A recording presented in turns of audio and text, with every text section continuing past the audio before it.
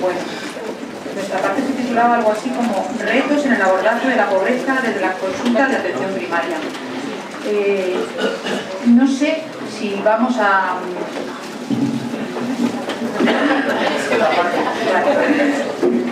No sé si vamos a ser capaces de contaros muchas conclusiones. Lo que sí os puedo decir es que esto a nosotros tres, como lo hemos hecho juntos, nos ha hecho pensar, hablar y sobre todo preguntarnos. Yo creo que esa es la mayor conclusión de todo esto que os vamos a contar, y la segunda parte será seguramente la más interesante. Bueno, cuando nos planteamos qué hacer desde la consulta respecto a la pobreza, si nosotros como personal sanitario podemos aportar algo a la gente que vive en situación de calle, o al que no puede pagar su medicación, o que no llega a fin de mes, si de alguna manera cambiamos a mejor la vida de las personas que acuden a nosotros, nos resulta inevitable reflexionar sobre nuestras actitudes como profesionales. Los médicos y médicas, enfermeros y enfermeras, padecemos una sordera selectiva, una ceguera selectiva y otros rechazos sensoriales que nos hacen suprimir todo aquello que no esté en nuestro sistema de diagnósticos, que no sea un catarro, un dolor de cabeza, una hipercolesterolemia, que comes mal, que fumas, que vives mal, que eres culpable de tus enfermedades. Intentamos encasillar a nuestros pacientes en un diagnóstico que entre en el programa, pues como una ansiedad, ¿no?, o como un trastorno adaptativo. Y vamos a elegir ese que precisamente pues venían en los libros de medicina o en el DSM-5, con lo cual no será muy útil. Y acabamos dándole más importancia al bloque de diagnóstico que ponemos que al relato y la explicación que nos da el paciente. Y ante la pobreza pues vamos a actuar igual. No la vemos como causa de enfermedad o como el verdadero diagnóstico de lo que le ocurre al paciente, porque directamente no la vemos. ¿Y por qué no lo hacemos? Pues cualquiera que pase por la sala del café, que es donde se debate el estado sanitario de la nación, oirá esta excusa tan poco original pero con tan gran aceptación. Los problemas sociales no son parte de nuestras consultas. Nosotros somos médicos y enfermeras, no trabajadores sociales. Y es paradójico que trabajando en medicina familiar y comunitaria todavía no nos hayamos enterado que los mayores determinantes de la salud son sociales, por lo que los remedios también deberían serlo. O pensábamos que íbamos a curar solo con nuestros fármacos, con el Amiplin y esas cosas que tenemos ahí guardadas. Precisamente esa voluntad nuestra por curar descubre nuestra propia vulnerabilidad. Tenemos un gran temor a no ser capaces de arreglar los problemas de nuestros pacientes. Si el origen de la enfermedad es no tener trabajo o vivienda digna, no llegar a fin de mes, pues nos da miedo ahondar en el problema, abrir una puerta y no ser capaces de cerrarla, o que lo que nos encontremos sea tan complicado que nos quedemos encerrados en su laberinto. A ese temor va muy unido un no saber diagnosticar la pobreza, no saber verla tras las vendas de diagnósticos clínicos y fármacos tan abundantes que no nos permiten ver a la gente detrás de ellos. ¿Cómo vamos a identificar la vulnerabilidad si nos enseñaron antes a leer un electro o coger una vía que a leer la cara de un paciente o cogerle la mano? En parte también es un no saber qué hacer después. A veces nos sumergimos en el problema del paciente y podemos ser capaces de entenderlo, pero ¿y ahora qué? Nosotros no sabemos o no queremos, y a la institución para la que trabajamos tampoco le interesa demasiado. No atiende a la pobreza, premia resultados que no son resultados en salud y desde luego no resultados en sociedad. La institución no es proactiva hacia el cambio social, no da tiempo para ver a los pacientes de veras, ni siquiera les da seguridad para ser vistos, negándoles la tarjeta sanitaria, el derecho a salud, a siquiera residir en la tierra que pisan. Cree que siendo igualitaria es equitativa, sin saber que al actuar así lo que provoca es justo lo contrario.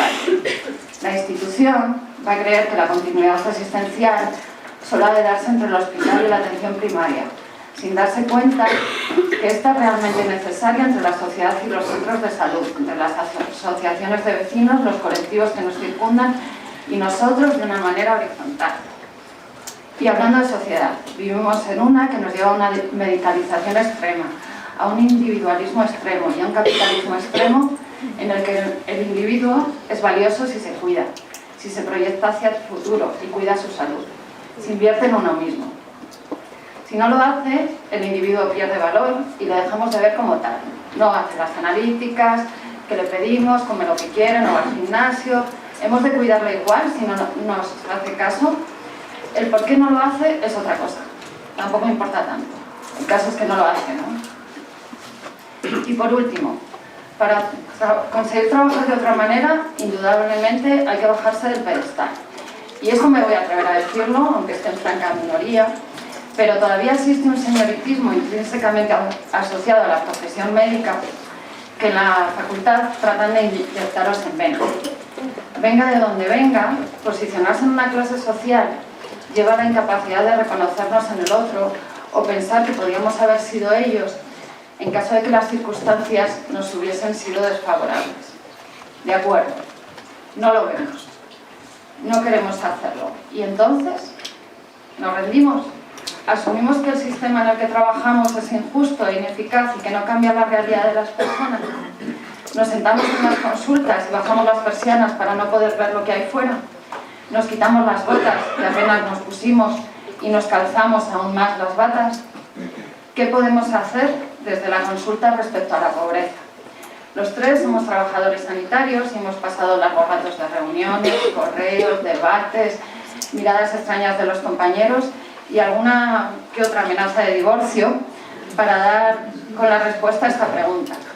Y a pesar de no ser ninguno de los tres gallegos, solo hemos podido responder con otro montón de preguntas. Bueno, dicen que cuando uno llega a un punto muerto hay que cambiar de actividad. Nosotros decidimos poner radio.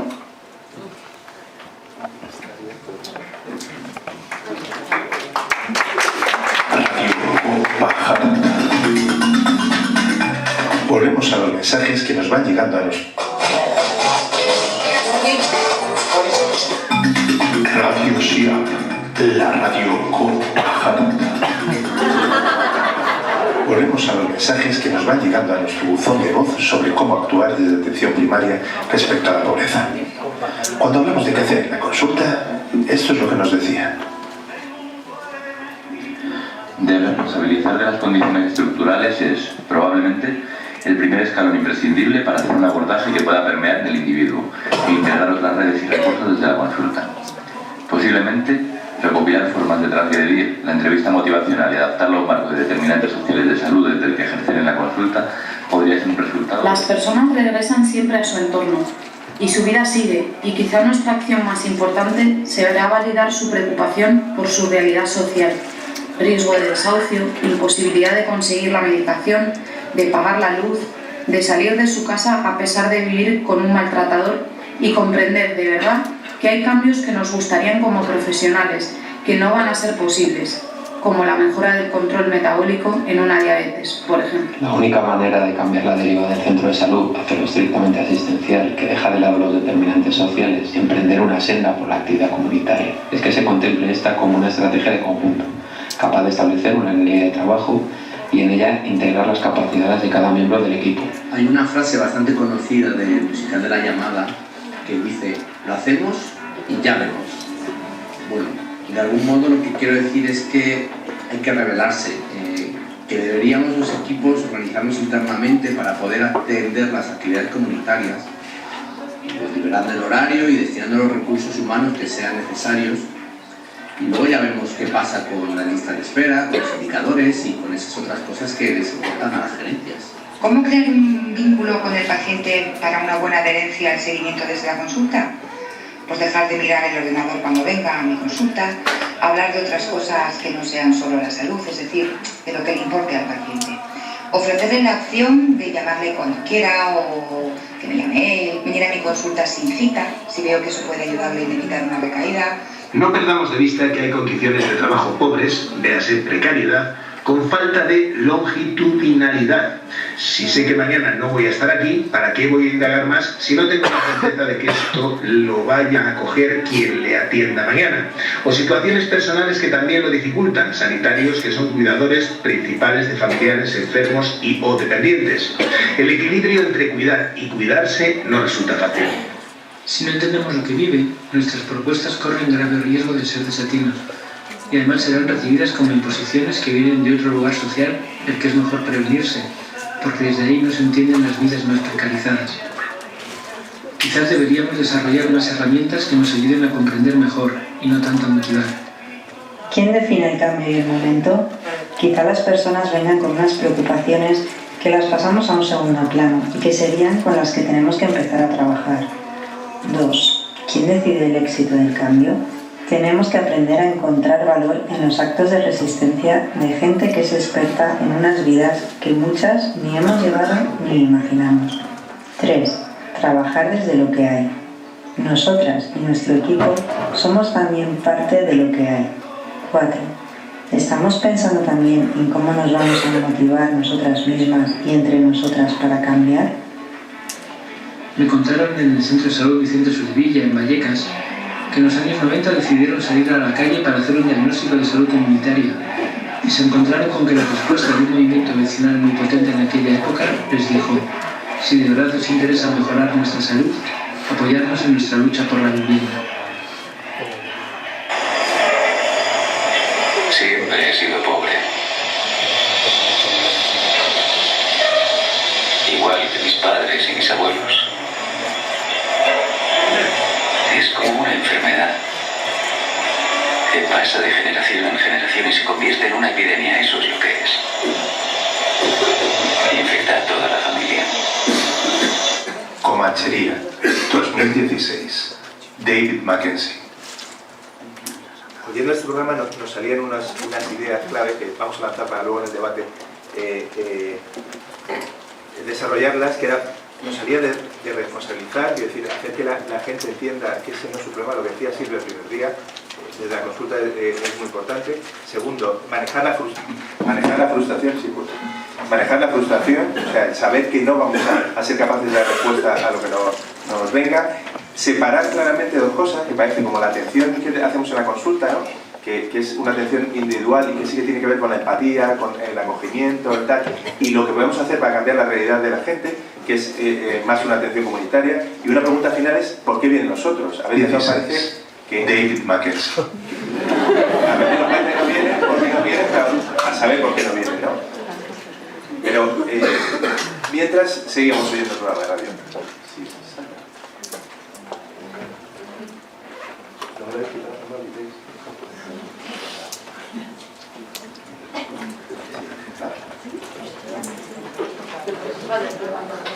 Bien, nuestros oyentes dejaron sus opiniones.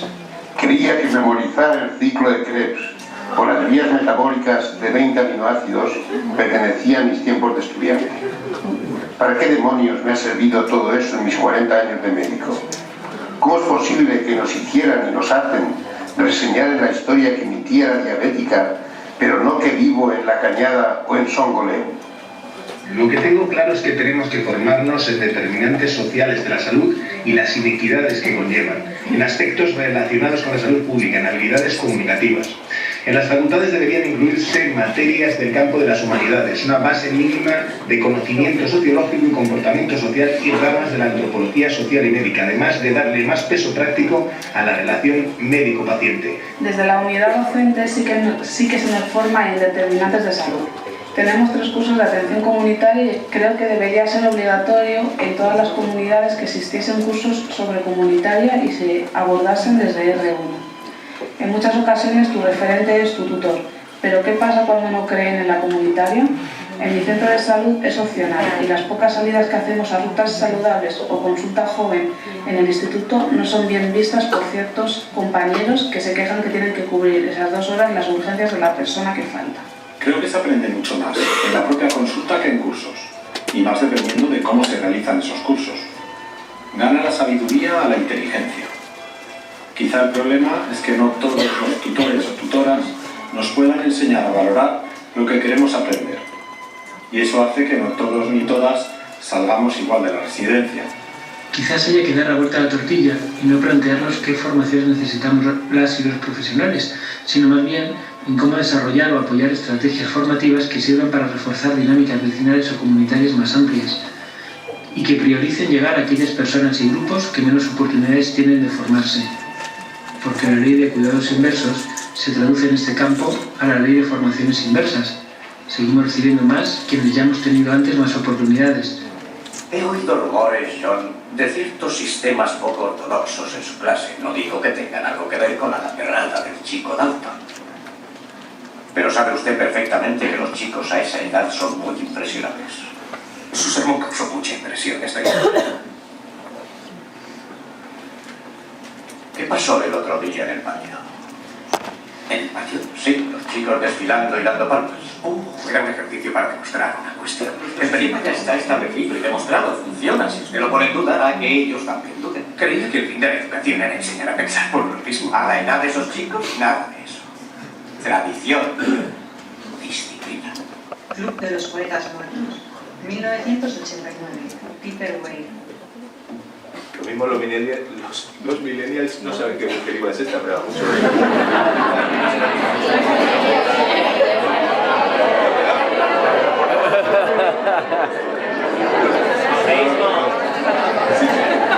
Respecto a la formación, de dónde quería ir y no el Club de los Poetas Muertos. Nos salían varias cosas interesantes a lo largo de nuestro programa de radio.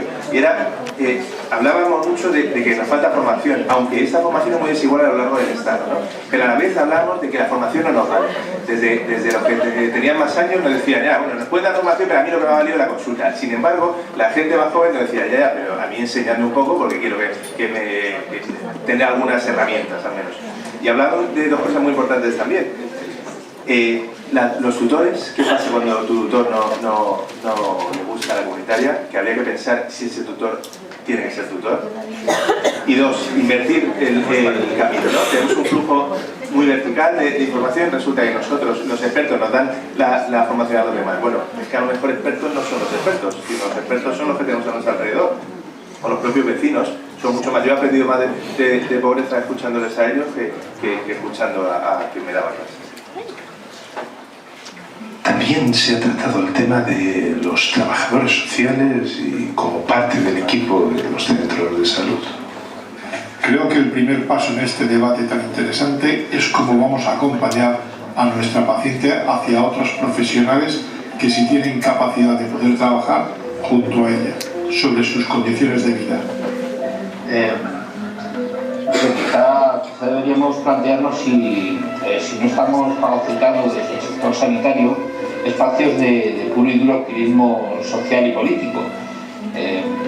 A veces incluso parece como que si no hubiera por ahí en medio un médico o una médico, la actuación no estaría suficientemente justificada.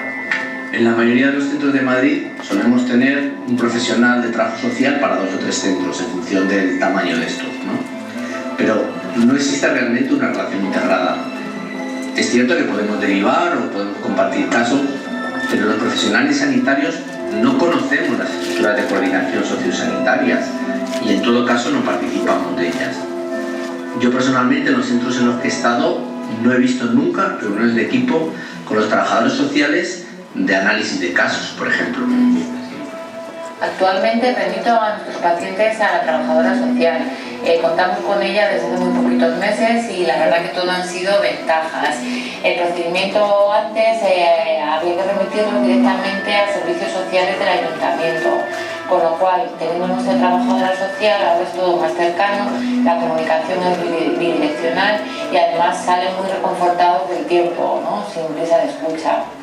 Personalmente me gustaría que tuviéramos un canal directo para casos más urgentes. Me refiero a generar un espacio para reunirnos, comentar con ellos determinadas circunstancias, tener un canal de comunicación directo. En mi centro de salud, por ejemplo, hay una trabajadora social y yo trabajo bastante con ella. Pero claro, ella lo que hace es informar y derivar al recurso del pueblo, que es el ayuntamiento es el que tiene la capacidad para poner en marcha las actuaciones. Me parece que al final lo que se hace es doblar los esfuerzos, el trabajo. Buenos días, señor Blair. Tengo que hacerle unas cuantas preguntas para saber si tiene derecho a la prestación. ¿Es capaz de andar más de 50 metros? Sí. ¿Puede levantar los 2 brazos para introducir algo en el bolsillo? Sí. ¿Le puedo hacer yo una pregunta? ¿Tiene estudios médicos? ¿Sufrí un infarto? La doctora me ha dicho que no puedo volver a trabajar.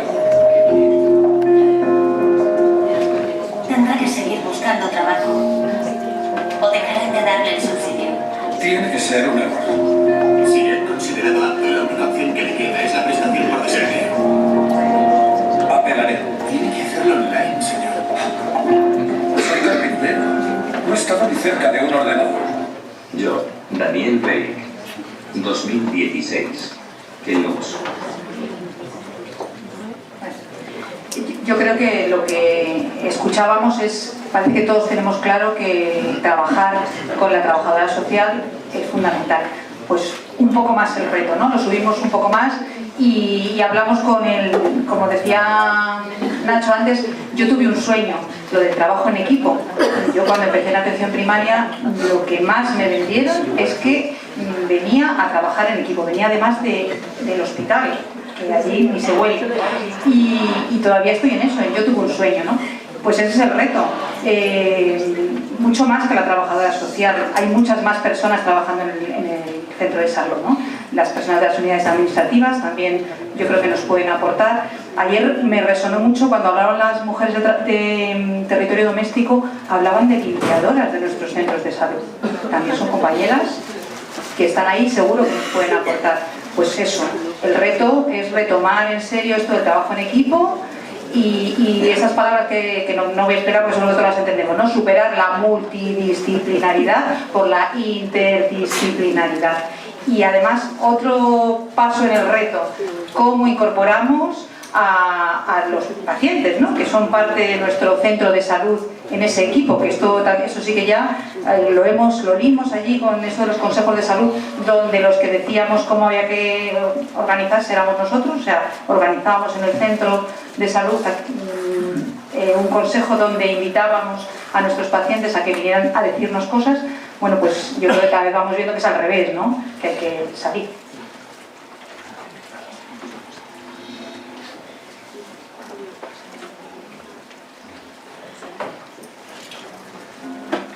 Y también se habló sobre si, más allá de reflejarlo directamente en la historia, no había que hacer incluso un cribado de la pobreza directamente desde la consulta.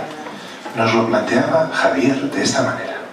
Más allá de la capacidad de detectar la situación de pobreza, sí que parece que el uso de alguna herramienta de cribado abre la posibilidad para sacar el tema, especialmente en profesionales que necesiten de herramientas específicas para hacerlo, ya sea por la necesidad de legitimación científico-técnica o lo que sea. Una dimensión importante también es explorar la temporalidad y la historia familiar. No es lo mismo quien ha caído en pobreza hace 2 años que quien ya nació en ella, e incluso sus padres y abuelos la padecieron también, o quien viene de una historia familiar de pobreza, aunque él o ella ahora mismo no la sufra, pero que ha heredado así cierta cultura y manera de enfrentarse a la vida. Todo esto condiciona el horizonte que cada cual afronta, su manera de entender su realidad material. Una propuesta para cribar también, no tanto en el tú a tú, sino prestando atención al entorno. ¿De quién habla mal todo el mundo en el barrio o en el centro de salud? Si prestamos más atención a aquellos y a aquellas a quienes nadie quiere tener cerca, descubriremos mucho sobre cómo poder revertir la ley de cuidados inversos. Me cuesta cribar en un contexto donde la pobreza está en casi todas las personas que pasan por la consulta y te sientes inútil en la ayuda. Sabemos su historia, conocemos a la familia, medicamos sus reacciones para intentar paliar un sufrimiento que no está en nuestras manos como profesionales. ¿Qué hacer después con el cribado? Aunque puede que en algunos casos, donde no sepas nada, puede ser muy útil. ¿Por qué voy a cribar la dificultad de llegar a fin de mes si tampoco puedo hacer nada con ello, no? Quizá pueda adaptar mi mensaje preventivo a esta posible falta de recursos o quizá pueda enfocar más mis mensajes a la necesidad del individuo o a la familia si conozco más sus circunstancias. Y también he estado pensando en nosotros, en nuestra gente que vive como los cerdos, teniendo bajo sus pies una tierra tan rica, que no tienen para comer porque se les niega un trabajo al que tienen derecho. He estado pensando en qué pasaría si nos pusiéramos todos a gritar.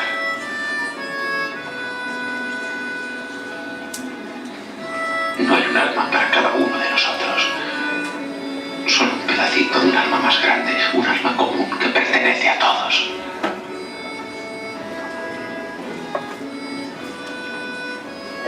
Estaré en todas partes, donde quiera que mires. Donde haya una posibilidad de que los hambrientos coman, allí allí estaré. Donde haya un hombre que sufre, allí estaré. Las uvas de los gritos de los hombres se los vuelven locos. John Ford. Y estaré en las risas de los niños, cuando sientan hambre y la cena esté ya preparada. Y cuando los hombres comen de la tierra que trabajan y vivan en las casas que levanten, allí también estaré.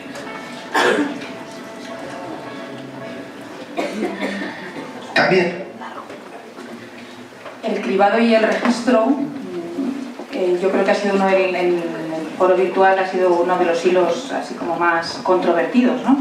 Y bueno, pues yo creo que en el debate habrá que seguir tirando de ahí, ¿no? Yo creo que nosotros recogíamos que esa parte de la consulta longitudinal, donde la conversación, en el encuentro, en el seguir viendo a alguien, se va a ir recogiendo información, pues que es fundamental, ¿no? El problema, o la pregunta, o el reto, será ¿qué hacemos con ella, ¿no? ¿La ponemos, no la ponemos, la registramos, la cribamos? El cribado, hablamos de, sería para toda la población, ¿no?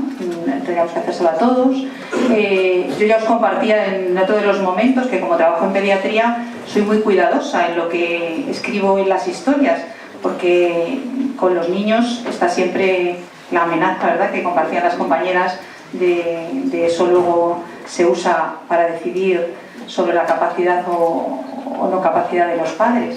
Entonces, que es algo peligroso, con lo que hay que ser muy cuidadosos, yo creo que ahí estamos todos de acuerdo. Entonces, bueno, pues os lo devolvemos un poco para la parte del debate, que le sigamos ahí dando una vuelta, que nos parece que es uno de los retos que quizá como SIAP pues deberíamos afrontar.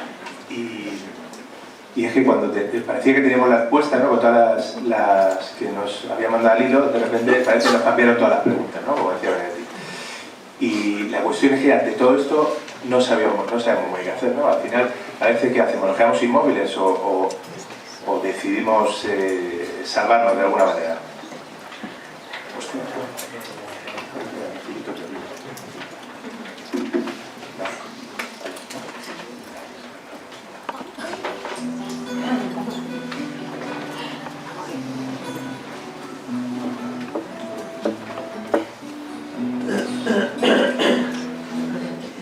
No te quedes inmóvil al borde del camino. No congeles el júbilo. No quieras con desgana. No te salves ahora, ni nunca. No te salves. No te llenes de calma. No reserves del mundo solo un rincón tranquilo. No dejes caer los párpados pesados como juicios. No te quedes sin labios. No te duermas sin dueño. No te pienses sin sangre. No te juzgues sin tiempo. Pero si, pese a todo, no puedes evitarlo y congelas el júbilo y quieres con desgana y te salvas ahora y te llenas de calma y reservas del mundo solo un rincón tranquilo y dejas caer los párpados pesados como juicios y te secas sin labios y te duermes sin sueño y te piensas sin sangre y te juzgas sin tiempo y te quedas inmóvil al borde del camino y te salvas, entonces no te quedes conmigo.